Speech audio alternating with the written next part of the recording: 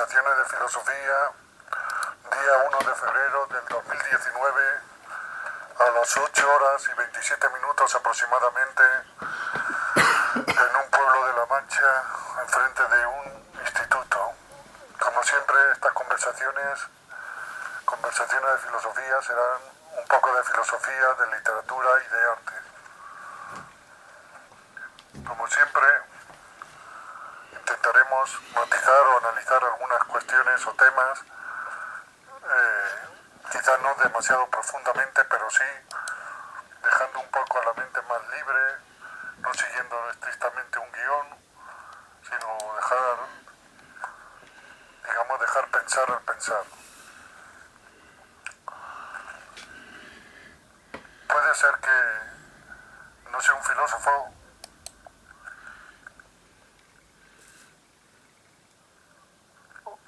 pero al menos nadie me puede negar que soy un pensador, que siempre he sido un pensador. Parece que es una tontería, pero yo creo que eso es importante, o al menos es importante para mí.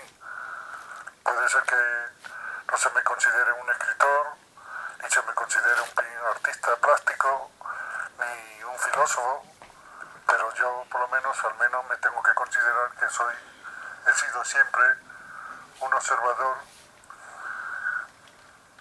en muchos sentidos, no solo observar con los sentidos, sino en las lecturas.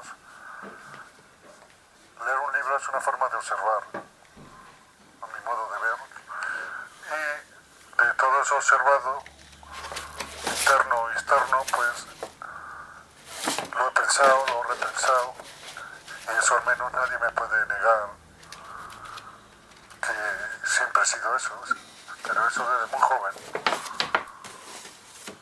Y luego algo de todo eso que he pensado lo he pasado a arte plástico, sobre todo pintura y dibujo, que es lo único que puedo hacer, digamos,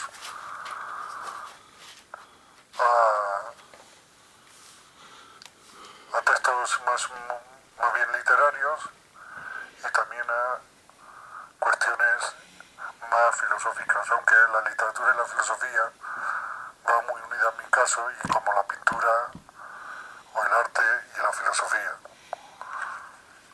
en un doble sentido, ¿no? La literatura, por ejemplo, o el arte, es literatura y es arte, pero también utilizo la literatura y el arte como modos o métodos para indagar cuestiones filosóficas, un método, un instrumento.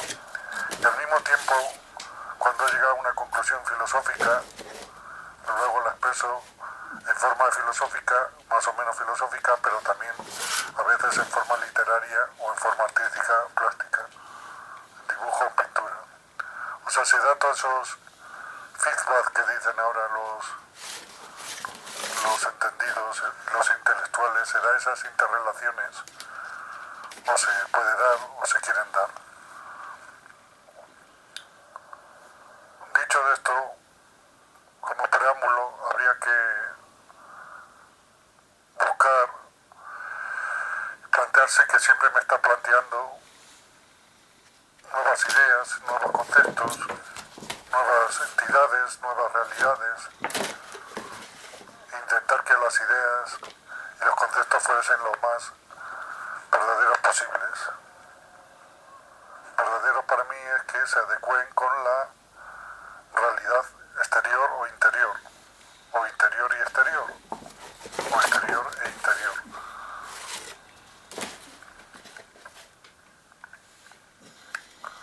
Yo creo que la inmensa mayoría de ideas que tenemos y conceptos no están demostrados, son creencias, y una cosa que no está demostrada o es una opinión, o es una creencia, o es ambas cosas a la vez.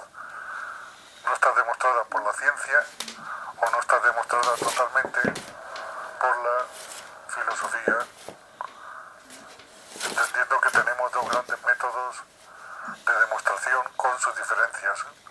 Uno sería el método científico, dentro del método científico una variedad sería el método matemático, y luego el otro sería el filosófico, que sería de la razón, etc.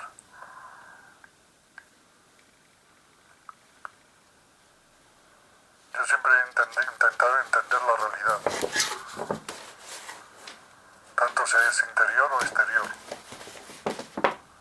No lucirme yo como escritor o como pensador o como filósofo o como pintor, sino entender la realidad para comprender la realidad. Digamos que la realidad podría estar dividida en dos grandes, o en tres si queremos, grandes parcelas. Por una, la realidad natural, la naturaleza desde una planta hasta la inmensidad del universo, lo grande y lo pequeño. La realidad humana en un doble sentido, interior como naturaleza humana, interior, y en un segundo sentido como sociedad, como conjunto de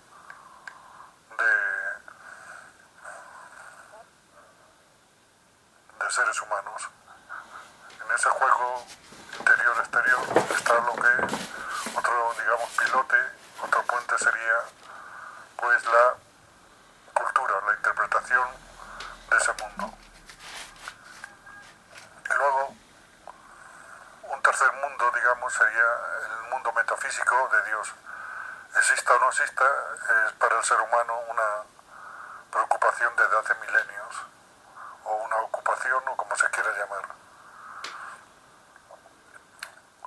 Habría una cuarta posibilidad, que hay que darla ya como posibilidad, que existan seres no ya vivos, naturales como en el universo, que sería dentro del mundo de la naturaleza, entraría dentro del primer capítulo que hemos dicho, la primera, sino seres inteligentes o con suficiente inteligencia en el universo. Entonces, a esto habría que abrirle un cuarto capítulo como posibilidad. Dentro de esta cuarta dimensión, digamos,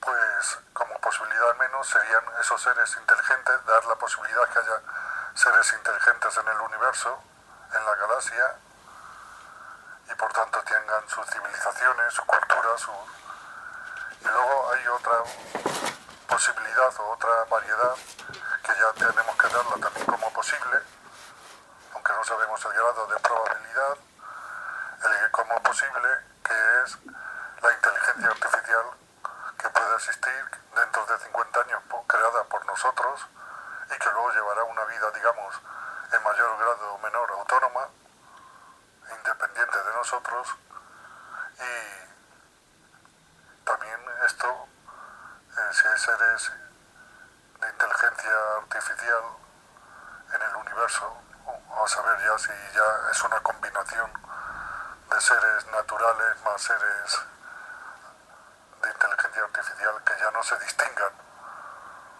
y quizá nosotros tampoco. O cabe otra posibilidad, pero eso ya la incluiríamos en la naturaleza dentro de este cuarto, que nosotros como seres humanos empecemos a crear otros seres biológicos con cierta inteligencia dentro de un siglo, dentro de dos.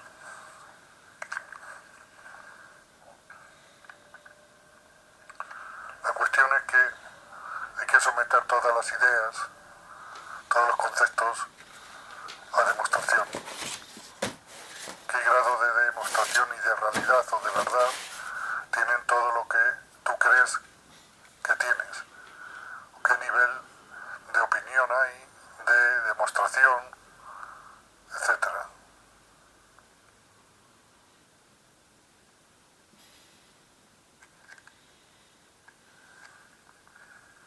Aunque esto es un trabajo enorme. Todos los filósofos y pensadores y artistas y escritores, todos, hasta ahora, que conocemos desde Grecia hasta ahora, todos en sus vidas, además de realizar sus investigaciones, pero bueno, también los científicos, aplicable a todo ser humano, tiene que en su vida o soportar una guerra en mayor o menor medida, cercana o menos cercana, o nace y se desarrolla su vida entre dos guerras, entre dos graves conflictos, uno anterior a su nacimiento y otro posterior de su nacimiento, aunque ese posterior, claro, es evidente que no lo sabe. Yo creo que esto condiciona enormemente mucho la existencia de cualquier ser humano. Las guerras que ha tenido que sufrir de alguna manera directamente, o si la guerra ha sido anterior, indirectamente. Y desde luego siempre está el peligro potencial de guerra. Repito, el peligro potencial de guerra que todo ser humano tiene que soportar o sufrir. Yo creo que esto condiciona más de lo que pensamos a todo ser humano, en su vida personal, moral, etcétera, aunque no sea consciente. Que nosotros, por ejemplo, estemos ahora menos bajo el temor de una hecatombe nuclear,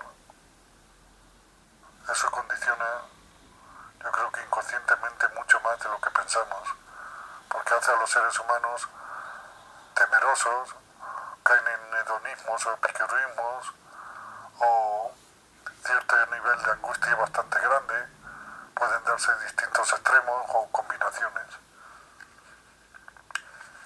Cada época tiene que intentar un nuevo pensar, pero no para que los pensadores pasen a la historia del pensamiento, de la filosofía, o de la literatura, o del arte, o de la ciencia, o de la ciencia social, o de alguna de las ciencias sociales, sino para intentar comprender mejor la realidad, siempre teniendo en cuenta todo lo verdadero o bueno que hemos heredado de siglos y milenios anteriores. Yo creo que ahora estamos también en esa situación. Cada época no es esto nuevo, sino en cada época. Hoy ya no se puede pensar solo observando la realidad, digo pensar filosófico, ni solo pensando la realidad y como segunda instrumento teniendo en cuenta la tradición filosófica, sino que además de esos dos niveles de instrumentos tienes que aportar en la medida de lo posible lo que las ciencias hayan ya dicho sobre ese tema o tema colateral o anexo al tema que estás intentando analizar, en la medida que la ciencia o las ciencias haya dicho algo, incluso la tecnología. Y luego, digamos, como espejo, como otras opiniones, tener en cuenta otras opiniones, como otras posibilidades de respuesta, lo que hayan dicho otras culturas, otras religiones y todos los tipos de ideologías y filosofías, aunque ya lo hemos incluido esto, por lo cual hemos llegado ya a una realidad que ya un ser humano no puede pensar todo un sistema filosófico, le es imposible, ni tampoco escribirlo ni redactarlo.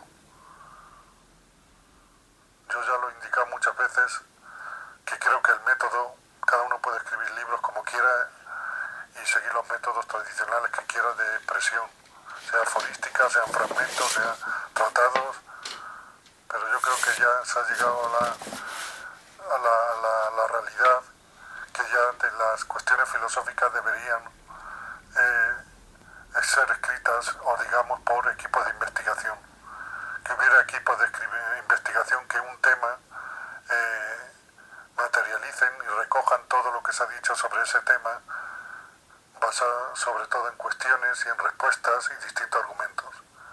Y luego un pensador, un filósofo, si ha llegado a una conclusión diferente o ha encontrado una nueva razón o una nueva contrarrazón, escribir a ese equipo de investigación, de materialización o de redacción de esa área de filosofía o de esa cuestión y proponerle que añada una nueva solución.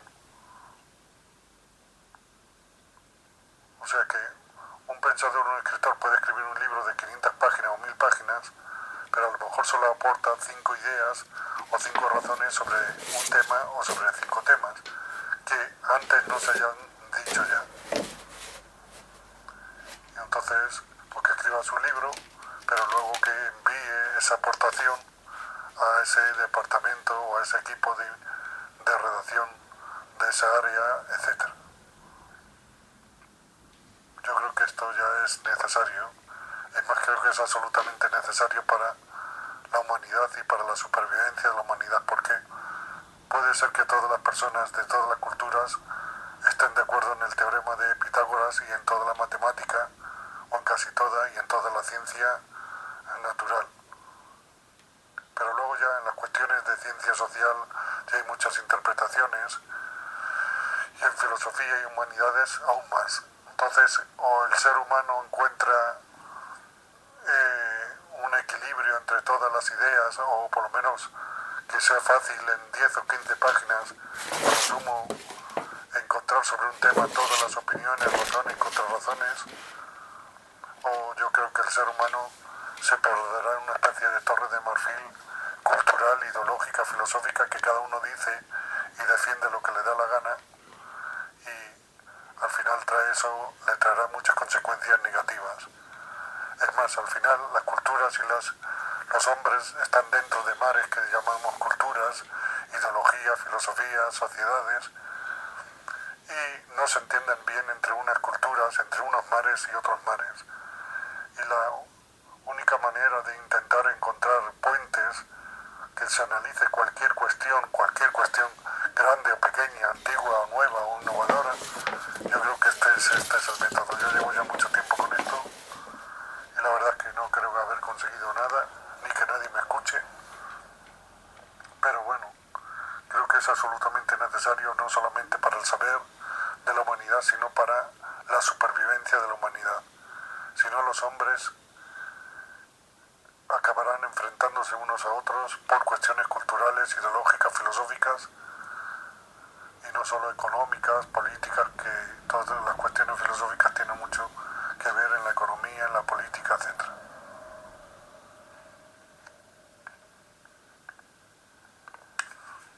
Una definición física matemática tiene la X igual a lo que sea, MST.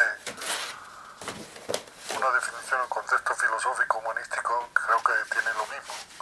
X, que es a definir, y luego dentro otros 3 o 4 variables o conceptos, ideas. La cuestión es encontrar qué relación tienen esos conceptos o variables de dentro de la definición humanística o filosófica entre sí y con lo que se quiere definir. Y si esa posible definición se podría encontrar un método más exacto, se podría, ya lo hemos indicado, no yo, sino se ha indicado, pues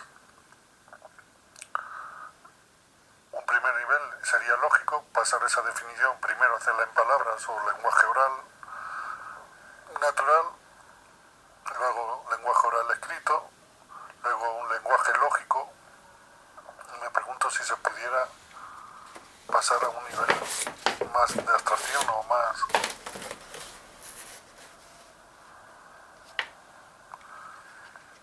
Volviendo al tema, la cuestión anterior de la redacción y eso, el método de redacción no lo he inventado yo, es un método escolástico, medieval, o sea que no lo he inventado yo. Está en la Summa de Tomás de Aquino y en otros libros más o menos. Un fragmento filosófico humanístico de, vamos a poner, 10 líneas, tiene una definición y luego tiene una serie de demostraciones dentro, de variables de esa definición. Lo primero que habría que hacer es separar las distintas partes de ese fragmento, y al final acabaríamos a lo mejor en 7 afirmaciones. Luego esas 7 afirmaciones las tendríamos que pasar al lenguaje lógico y por tanto tendríamos que poner en letras cada, digamos, variable o cada concepto que está dentro de la definición. Y luego ya teniendo eso se podría ver a ver cómo se podría demostrar de alguna manera cada concepto interior, y ahí es donde me quedo. Llego hasta aquí ya llevo años y ahí hasta aquí me quedo. No sé seguir adelante, quizás a lo mejor tendría que aplicarlo a alguna definición. Por ejemplo, verdad es la adecuación entre la realidad y la mente. Entonces eso ya lo he hecho y lo he puesto. Verdad sería V igual, un signo igual matemático, entre realidad y mente. Podríamos hacer una segunda más compleja, sería verdad es la igualdad entre realidad, mente o entendimiento y cultura o conocimientos, que es diferente. Entonces sería V igual a realidad punto entendimiento y conocimiento cultura. En siglas V igual a R punto mente o entendimiento MOE punto cultura conocimiento CC. Y ahora cómo se analizan las interrelaciones, digamos.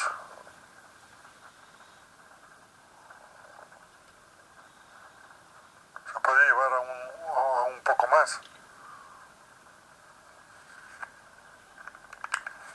Luego, en ese párrafo que hemos dicho, hipotético, que habría 5 o 6 afirmaciones, pues cada concepto, por ejemplo, conocimiento, pues que hemos dicho C, sería similar y se podrían interrelacionar unas definiciones con otras, formando redes, formando interrelaciones o juntando, intentando dos definiciones, pero no solamente con el lenguaje oral natural, sino con este, digamos, semilenguaje lógico, porque no llega.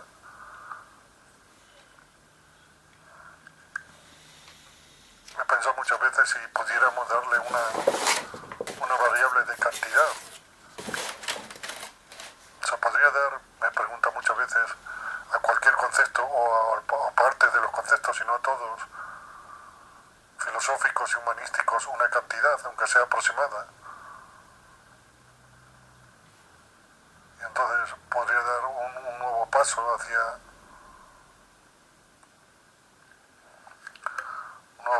una mayor captación de lo real y de la realidad.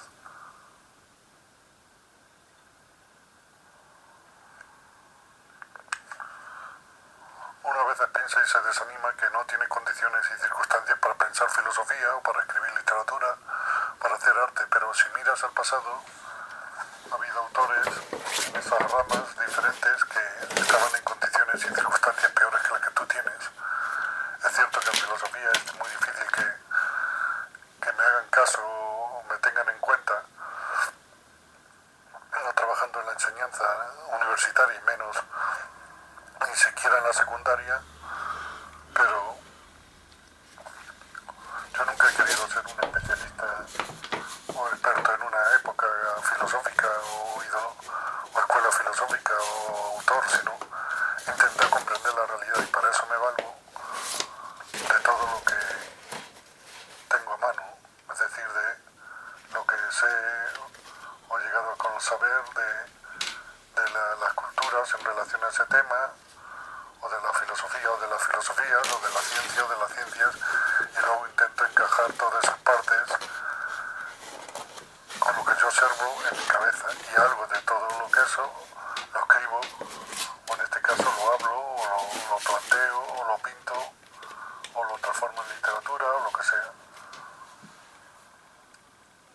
Es decir, buscar nuevas verdades quizás sea demasiado ampuloso para mí, pero bueno, eso es lo que estoy intentando siempre. Buscar nuevas realidades, nuevos trozos de realidad. En segundo lugar, encontrar nuevas preguntas, sin negar las antiguas, igual como las realidades que ya se saben, pero encontrar nuevas realidades o nuevos aspectos de la realidad, nuevas preguntas, sin negar las antiguas. nuevas razones o argumentos o demostraciones sin negar los antiguos, porque si ya lo descubrió Aristóteles, tú podrás encontrar otra razón pero será paralela a la de Aristóteles en un tema. Y luego algo de todo ello, pues intentarlo plasmarlo en un papel con el lenguaje oral natural, en este caso escrito o hablado, para que perdure por si puede servir a otras personas y desarrollarlo o ya perfeccionarlo o servir para la humanidad. Si es que no se pierde. Vivimos en unos tiempos que la filosofía es muy académica y muy universitaria, por tanto difícilmente se pueden escuchar otras voces que no estén dentro de personas que estén fuera de la universidad, que no trabajen en la universidad. Pero al final yo soy hijo de la universidad y de Occidente. Me he pasado casi toda la vida como alumno en la universidad. Por tanto, supongo que soy tan académico como el resto.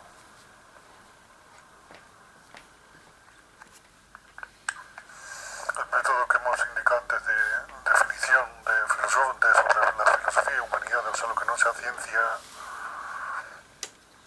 que se puede tomar ideas del método de las ciencias sociales diferentes, pues es más, muchas cuestiones de filosofía, o todas deberían intentar ser abordadas por las ciencias sociales, las 10 o 12 o 15 o 20 ciencias sociales que tenemos en estos momentos.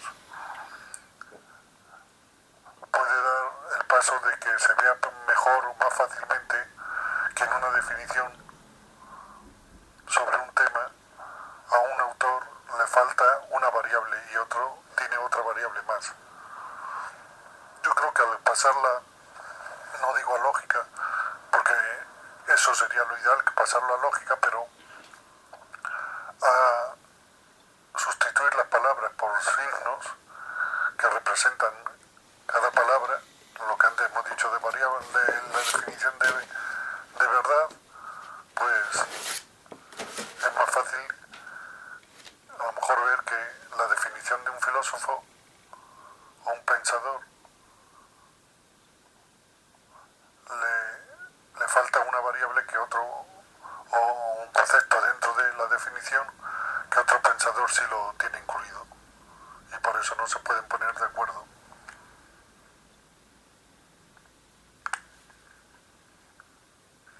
Al sintetizar y reducir las definiciones del lenguaje natural, oral y escrito, a definiciones de variables, no digo lógicas, semilógicas, con un lenguaje lógico, o en todo lo que se pueda lógico, quizás se vea más y mejor lo que le falta a unas definiciones frente a otras, o lo que le sobra. Yo creo que la humanidad necesita la filosofía, todo ser humano, si queremos vivir y sobrevivir. Y repito, sobrevivir y también vivir. Pero tenemos que encontrar un método, al menos de representación de lo que se ha encontrado o buscado, más exacto, más simple, más simplificado, y no esa vorágine de palabras, de millones, de cientos de miles de libros con millones de palabras y de frases y de enunciados, que la filosofía se ha convertido en un mar enorme de opiniones y de ideas, etcétera, donde casi todo el mundo está perdido. Todo pensador, o escritor, o artista, o científico social tiene que tener un trabajo legal y moral que le permita vivir normal con ese trabajo, y luego tener una familia, etcétera, y luego ya tener tiempo suficiente para pensar, indagar, observar. Esa tranquilidad de un trabajo, sea mejor o peor, es lo que luego le puede permitir intentar investigar. La palabra investigar, ya lo he dicho muchas veces, para mí me parece un poco grande, pero bueno, de buscar nuevos conceptos, nuevas realidades, nuevas entidades, nuevas preguntas, nuevas observaciones, nuevos datos.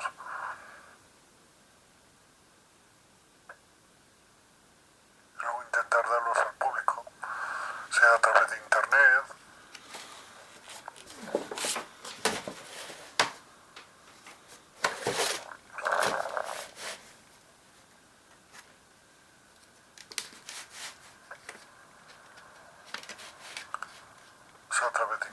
sea a través de publicaciones en forma de papel o electrónicas, o etcétera. Un inciso, un inciso sobre, yo creo que las personas que están en los centros sanitarios psicológicos y psiquiátricos, algunas escriben y pintan. Yo creo que debía haber alguna organización que recogiese un poco todo ese material, lo pusiese al menos fotografías en internet o páginas especiales, porque puede ser interesante. Creo que entre esas personas hay escritores, artistas, que tengan mayor o menor calidad, mayor o menor profundidad, pero bueno, eso ya es otra cuestión. Puedo publicar, bueno, siempre he podido publicar un libro en papel que me haga una de esas empresas actualmente de autoedición, o yo en una imprenta.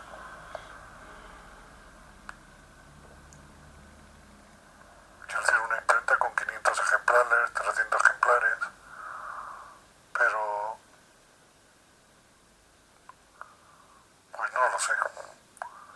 Quizás debía hacerlo una parte de la obra Cuadernos, Cuaderno de la Mancha, una de las partes, una de esas 500 partes, pues una en papel y luego ponerle yo un CD, un DVD, como complemento.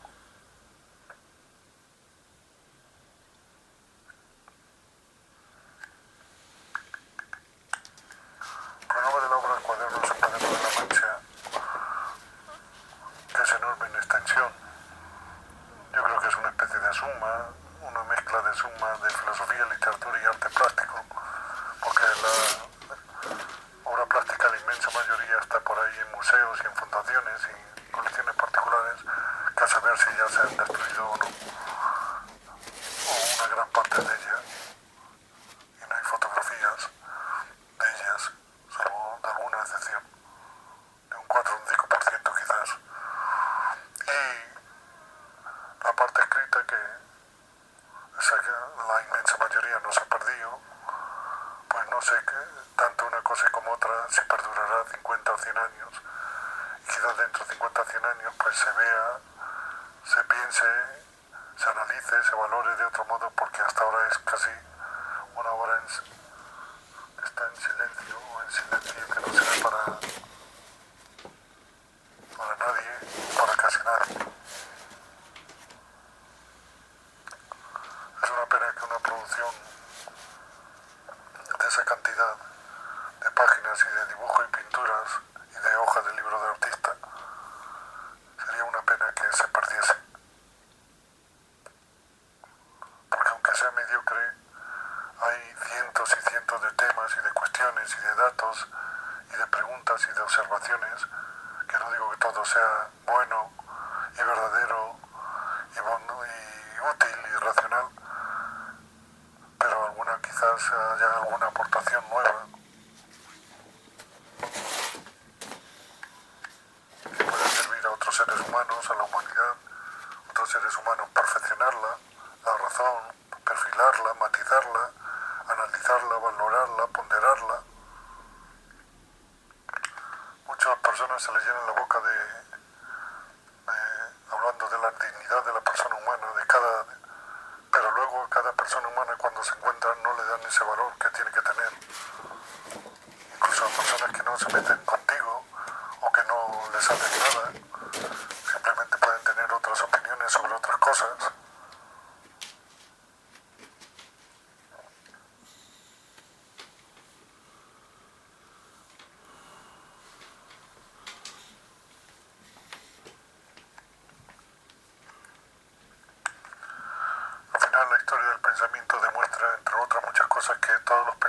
pensadores, incluso en sistemas democráticos, no son bien vistos si de verdad piensan. Si repiten lo que ya han dicho unos y otros, o repiten las tendencias o las escuelas que en ese momento agradan a unos o a otros, pues sí, pero si se ponen a pensar lo más libremente posible, sin negar las tradiciones, pero sin negar la realidad o nuevas observaciones, entonces no tienen nada más que problemas. Problemas que pueden ser mayores o menores, según si no es lo mismo pensar en un sistema no democrático de sociedad que pensar en una democracia, pero en una democracia puede haber censura económica a los libros, a las ideas, censura académica de que esa persona no alcance un cierto grado dentro del mundo universitario o de la enseñanza, porque entre otras cosas tiene que dedicar mucho tiempo a pensar y no a instalarse en esos mundos que también exigen una serie de medidas y de normas. Y luego es difícil la publicación, o incluso siendo la publicación siempre son modestas, no llegan a los organismos, o si llegan, la censura no es que no te dejen publicar, sino la censura es el silencio, ni crítica a favor, ni en contra, ni nada. En cierto modo, los pensadores siempre han sobrado. O dicho de otro modo, son necesarios, absolutamente necesarios para la sociedad, igual como otros oficios, profesiones, pero al mismo tiempo la sociedad los teme de alguna manera. Quizás es el destino, digamos. Quizás desde la prehistoria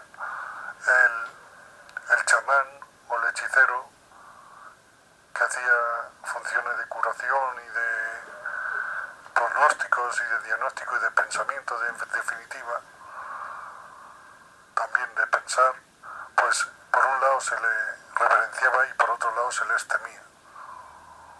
Creo que en eso no hemos cambiado. Lo único que han ido cambiando las épocas y los tiempos. Como todas las épocas, yo siempre pienso que siempre en cada época se ve, se percibe que va a nacer otro nuevo mundo, que está surgiendo un nuevo mundo. Quizás en esta época también, pero aquí el mundo que está surgiendo creo yo que va a ser mucho más radical que en otras épocas, sin negar las grandes revoluciones. Entonces se piensa el presente, pero el presente no se capta en todos sus niveles y en todas sus realidades, aunque vivas en el presente, y se piensa con el pasado, pero no sabes todo lo del pasado ni todas las ideologías, y luego se piensa el presente teniendo en cuenta el futuro, pero el futuro solamente son posibilidades o futuros previsibles, porque nadie sabe cuál es el futuro, los futuros reales,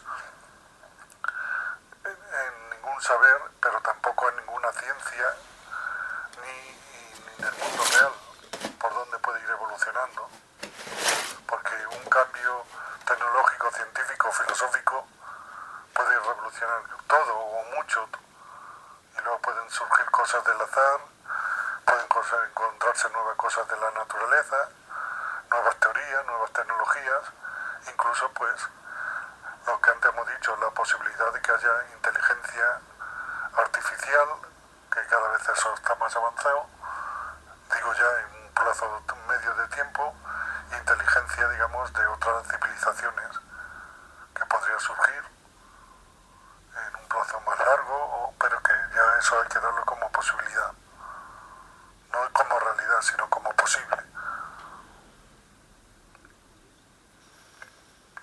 O al menos como una hipótesis o una acción, etcétera.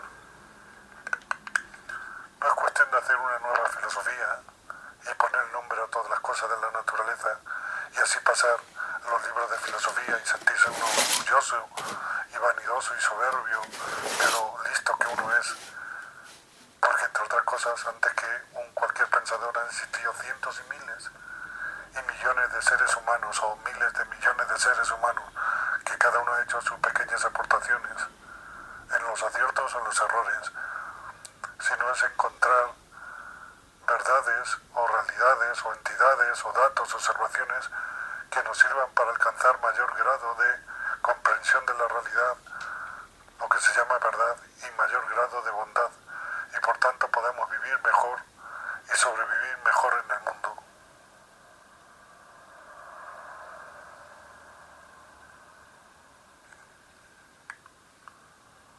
No deberíamos pensar ni hacer ciencia, ni ciencia social, ni matemáticas, ni cualquier otra cosa para la fama y la vanidad y la soberbia, sino para intentar encontrar una explicación mejor a tal o cual tema o cuestión. Ciertamente la sociedad debería que ningún autor que ya haya pensado, se haya puesto a pensar o a escribir, o que se perdiesen sus obras, que la sociedad debía tener instrumentos y medios, que los tiene técnicamente, para que no se pierda ninguna obra, porque dentro de una obra, de ese mar de palabras o de fórmulas o de fotografías o de dibujos, puede haber alguna cosa, alguna idea, alguna observación que puede ser abrir nuevos campos o dar luz o verdad a una cuestión u otra, sino hoy, dentro de 10 años, dentro de 50 años. Yo creo que se destruye mucha información cultural, mucha puede ser que no tenga valor, pero otra mucha puede ser que sí lo tenga. Bueno, vamos a dar por terminada esta conversación de filosofía a día 1 de febrero del 2019 a las 9 de la mañana y 37 minutos aproximadamente en un lugar de La Mancha.